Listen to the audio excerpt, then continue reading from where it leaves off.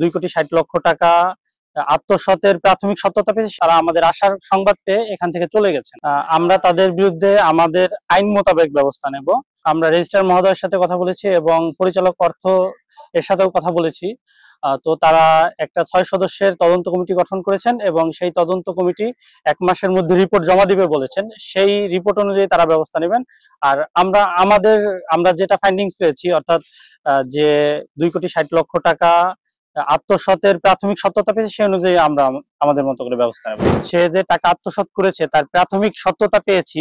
তো এই বিষয়ে আমরা পরবর্তীতে প্রধান কার্যালয়কে অবহিত করবো এবং প্রধান কার্যালয় যেভাবে নির্দেশনা দেবে সেই অনুযায়ী আমরা আরো অধিকতর তদন্ত করব। তখন হয়তোবা আপনার যে প্রশ্ন করলেন তার উত্তর আমরা পাবো।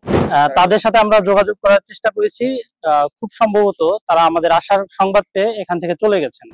আমরা তাদের বিরুদ্ধে আমাদের আইন মোতাবেক ব্যবস্থা নেব এবং ব্যবস্থা নিয়ে আমরা সংশ্লিষ্ট বিশ্ববিদ্যালয় কর্তৃপক্ষকে জানাবো। বিশ্ববিদ্যালয় কর্তৃপক্ষ সে বিষয়ে ডিসিশন নেবে। বিশ্ববিদ্যালয় প্রশাসন খুবই হেল্পফুল এবং আমাদেরকে সবসময় সহযোগিতা প্রদান করে আসছে এবং আজকেও খুব হেল্পফুল ছিল।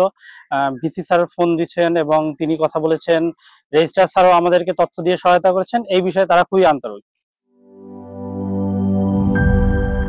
বান্ডেল থাকলে প্রতি সেনমানিতে টাকা বাঁচবে। বিকাশ সেনমানি বান্ডেল কিনে জিতুন প্রতি লেনদেনে।